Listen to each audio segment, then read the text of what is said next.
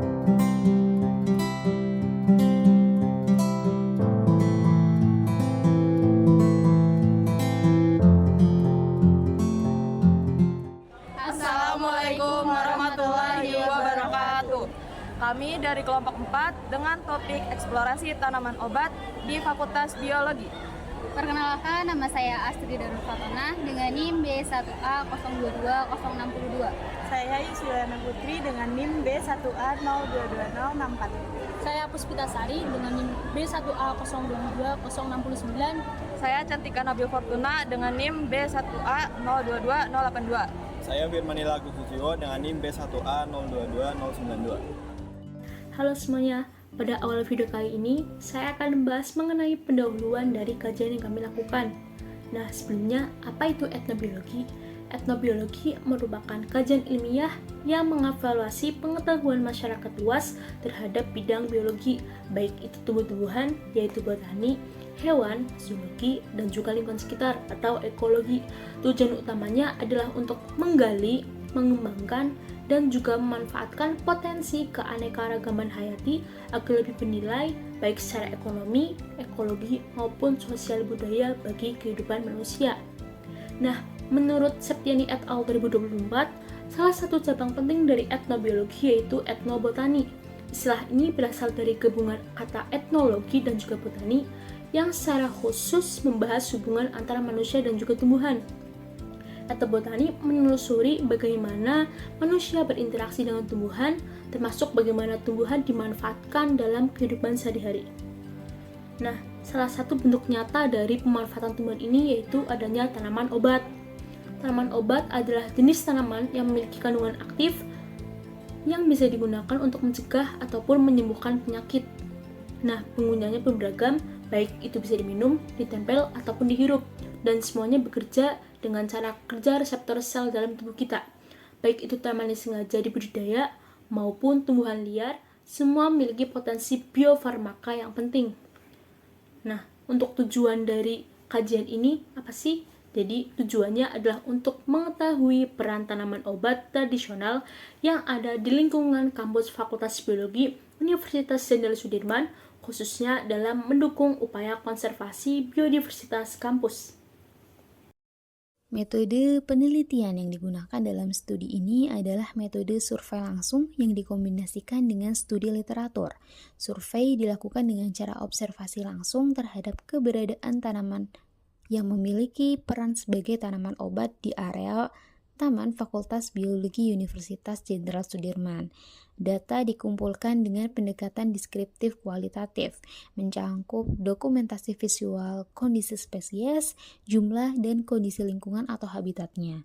Observasi dilakukan dalam 1 hari pada sore hari. Selain pengamatan langsung, dilakukan pula analisis pustaka dengan menelaah artikel ilmiah yang relevan dari jurnal-jurnal nasional maupun internasional untuk mendukung interpretasi hasil temuan di lapangan. Literatur yang dianalisis mencakup topik-topik seperti ekologi tanaman, peran tumbuhan dalam lingkungan, persebaran, serta manfaatnya dalam bidang pengobatan tradisional. Lingkungan kampus, khususnya Fakultas Biologi Universitas Jenderal Sudirman, menyimpan berbagai macam tanaman yang tidak hanya memiliki nilai estetika saja, tetapi juga memiliki nilai ekologis dan etnobotani. Di antaranya adalah tanaman yang berfungsi atau bermanfaat sebagai obat tradisional yang digunakan secara turun-menurun oleh masyarakat untuk mengobati penyakit tertentu.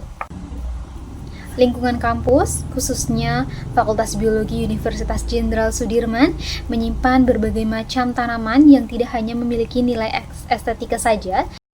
Chlorhodendron japonicum ini dikenal sebagai bunga pagoda dan umumnya ditanam sebagai tanaman hias. Nah, wilayah persebarannya itu mencangkup Kepulauan Andaman sampai dengan Vietnam.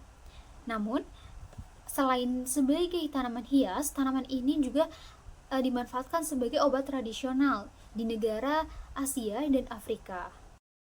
Bunga pagoda memiliki nilai ekologis yang tinggi karena bunganya ini mengandung nektar yang mampu menarik serangga penyerbuk seperti lebah dan juga kupu-kupu. Tidak hanya itu, bunga pagoda juga memiliki peran penting dalam konservasi tanah untuk pencegahan erosi. Mengapa demikian? Karena Clerodendron japonicum ini biasanya hidup di pinggiran sungai, kemudian hutan, dan juga padang rumput, dan dia toleran terhadap stres kekeringan dan kondisi tanah yang kurang subur. Nah, tanaman ini memiliki potensi sebagai obat tradisional karena memiliki senyawa bioaktif seperti triterpenoid, kemudian flavonoid, dan juga steroid. Daun dan bunganya secara tradisional telah dikenal oleh masyarakat sebagai obat untuk mengobati wasir, anemia, kemudian insomnia. Pada bagian ini, saya akan bahas mengenai tanaman yang tak hanya cantik, akan tapi memiliki banyak manfaat, yaitu tanaman bunga telang dengan nama latin Clitoria ternate. Tanaman ini termasuk dalam famili Fabaceae dan berasal dari Asia tropis. Namun penyebarannya sudah sangat luas, mencakup Amerika Selatan, Amerika Utara, Brazil, kawasan Pasifik Utara, hingga Afrika. Di Indonesia sendiri, bunga telang bisa ditemukan di Jawa, Sumatera, Maluku, dan juga Sulawesi. Bahkan di lingkungan Fakultas Biologi Universitas Jenderal Sudirman, bunga telang dapat kita jumpai tumbuh secara liar di daerah greenhouse. Bunga telang dikenal sebagai tanaman merambat yang sering tumbuh di pekarangan rumah, baik di pinggir sawah maupun di perkebunan.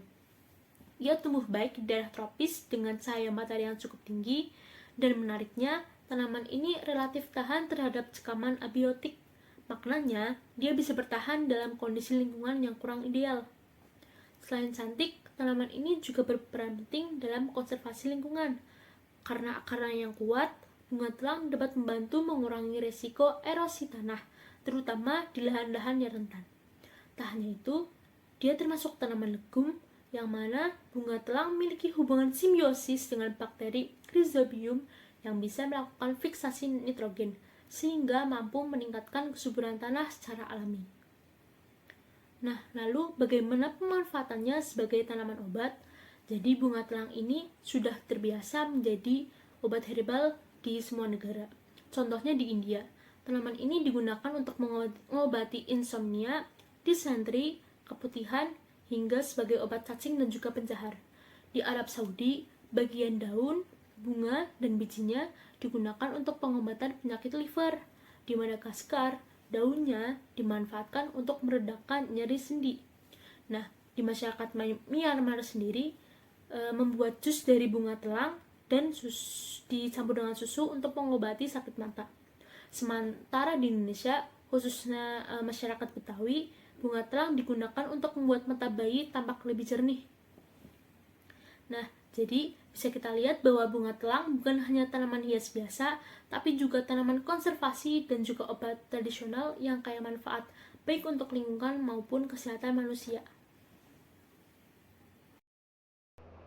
Tanaman sirih atau terkenal dengan nama latin Piper beetle merupakan tanaman tradisional yang seringkali digunakan di Indonesia dan Asia Tenggara.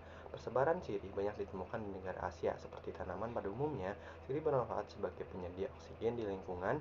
Perakaran sirih dapat digunakan sebagai pelindung tanah terhadap erosi. Sirih merupakan tanaman tropis yang sangat baik tumbuh di daerah yang teduh dan lembab. Sirih di area Fakultas Biologi Unsud masih sedikit ditemukan. Kebanyakan ditemukan karena ditanam, bukan tumbuh secara alami. Masyarakat tradisional Indonesia umumnya menggunakan sirih untuk menjaga kesehatan mulut dan gigi. Masyarakat tradisional Indonesia dan sekitarnya menggunakan sirih dalam tradisi menginang. Menginang merupakan salah satu tradisi masyarakat lokal pada zaman dahulu untuk menjaga kesehatan gigi dan gigi. Produksi pasta gigi yang sangat sedikit dan distribusi yang belum merata melatar belakangi menggunakan sirih. Menginang dilakukan dengan cara mencampurkan bahan seperti sirih dengan pinang, kapur, gambir, dan tembakau yang selanjutnya dikunyah di dalam mulut. Upacara adat penting layaknya pernikahan juga menggunakan sirih untuk menginang. Bagian sirih yang digunakan untuk menginang adalah daunnya, yang mana memiliki kandungan antiseptik alami yang dapat mencegah pertumbuhan kuman penyebab penyakit pada gigi dan mulut. Daun sirih berkhasiat sebagai antibakteri karena mengandung senyawa tanin, triterpenoid, flavonoid, dan saponin. Meniran atau Phyllanthus niruri adalah tumbuhan liar dari famili Phyllantaceae yang memiliki persebaran luas di berbagai dunia seperti Afrika, Australia, dan juga Asia. Untuk persebarannya di Indonesia mencakup beberapa wilayah mulai dari Sumatera, Jawa, Sulawesi, hingga Maluku. Persebarannya yang meluas sendiri menunjukkan bahwa meniran mampu beradaptasi di lingkungan tropis. Dan keberadaannya dapat menunjukkan kualitas lingkungan karena tanaman ini tumbuh baik di area yang sehat dan sensitif terhadap kontaminasi. Untuk meniran merupakan salah satu tanaman yang telah digunakan sebagian besar masyarakat Indonesia sebagai obat tradisional. Daunnya mengandung flavonoid sebagai quercetin yang berfungsi sebagai antioksidan dan membantu menurunkan kadar glukosa darah serta meningkatkan daya tahan tubuh. Batangnya sendiri mengandung senyawa rutin dan nirutenin yang memiliki sifat antibakteri dan imunostimulan sehingga mendukung sistem kekebalan tubuh. Senyawa-senyawa ini berperan sebagai antiinflamasi, antibakteri, dan juga antioksidan yang mendukung kesehatan kulit, mengatasi gangguan pencernaan, serta membantu meningkatkan fungsi hati dan pengobatan penyakit kulit. Menurut GBIF, Jatropha curcas L atau tanaman jarak pagar termasuk ke dalam kingdom Plantae, divisi Tracheophyta, kelas Magnoliopsida, ordo Malpighiales, famili Euphorbiaceae, genus Jatropha dengan nama spesies Jatropha curcas L. Jarak pagar atau Jatropha curcas L merupakan tanaman dari famili Euphorbiaceae yang dapat ditemukan di Brazil, Meksiko, Amerika Tengah, Afrika, Peru, Argentina, dan Paraguay. Tanaman ini telah berhasil menyebar ke daerah tropis maupun subtropis seperti Asia Selatan dan India. Tanaman jarak pagar dapat tumbuh pada suhu 20-26 derajat Celcius dengan kondisi tanah yang kaya akan hara maupun kekurangan hara. Tanaman jarak pagar biasanya ditemukan tumbuh liar dan di Fakultas Biologi dapat ditemukan di area greenhouse. Jatropha curcas L atau jarak pagar memiliki beberapa manfaat ekologi, seperti dapat mencegah erosi karena memiliki sistem perakaran yang kuat. Selain itu, akar tanaman jarak pagar juga dapat memperbaiki kualitas tanah dengan memindahkan unsur hara yang jauh ke tanah yang lebih atas, sehingga dapat ditumbuhi dengan tanaman lain. Selain itu, daun tanaman jarak pagar juga dapat menyerap karbon dan dapat mengurangi emisi gas rumah kaca. Tanaman jarak pagar atau Jatropha curcas L juga memiliki khasiat sebagai tanaman obat. Hal ini sudah dilakukan oleh beberapa masyarakat Indonesia. Tanaman jarak pagar memiliki berbagai macam kandungan metabolit sekunder seperti flavonoid, terpenoid, steroid, fenol, saponin, dan lainnya. Bagian yang digunakan untuk pengobatan biasanya adalah daun dan juga getahnya. Daun jarak pagar umumnya digunakan untuk mengobati demam, perut kembung, batuk, sakit gigi, luka bakar, dan juga rematik. Penggunaannya dengan cara memanaskan di atas api, dihaluskan, dan juga direbus. Untuk getahnya diperoleh dari daun, kemudian dapat digunakan sebagai obat perendah nyeri pada sakit gigi. Caranya dengan meneteskan getah langsung pada gigi yang berlubang. Cina atau Peperomia pellucida merupakan tanaman yang termasuk ke dalam famili Viperaceae. Tanaman ini memiliki sebaran luas di wilayah Amerika Tengah dan Selatan, Afrika, Asia Tenggara, hingga Asia Australia. Sirih Cina merupakan spesies tumbuhan liar yang umumnya tumbuh secara berkelompok dan tersebar luas di berbagai wilayah Indonesia. Sirih Cina membantu mempertahankan kelembaban tanah dan stabilitas ekosistem. Sirih Cina banyak digunakan secara tradisional oleh masyarakat Indonesia, terutama bagian daunnya untuk mengobati seperti sakit kepala, sesak nafas, luka bakar, luka luar, gangguan pencernaan, demam, penurunan kolesterol, hipertensi, hingga obat anti malaria. Selain itu, daunnya juga digunakan dalam perawatan kecantikan. Misalnya sebagai masker wajah oleh masyarakat Sugih Waras di Kediri, Jawa Timur, dan untuk mengobati jerawat oleh masyarakat Sinjai di Sulawesi Selatan.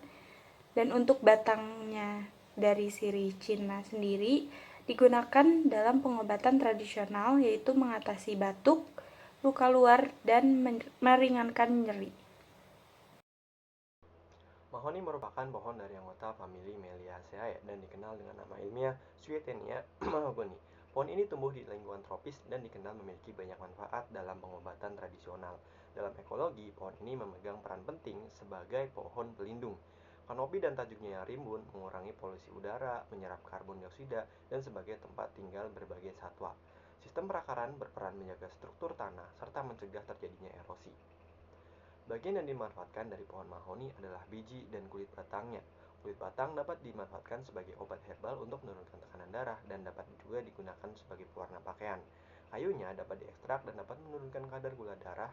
Kayu mahoni yang diekstrak mengandung tanin dan senyawa-senyawa polifenol yang merupakan antioksidan alami dalam menangkal radikal bebas. Bijinya juga bermanfaat dalam meningkatkan metabolisme tubuh, menurunkan kolesterol dan gula darah, serta mengatasi gangguan pencernaan. Tanaman ini tersebar di beberapa negara di kawasan Asia dan beberapa di Amerika Tengah dan Selatan.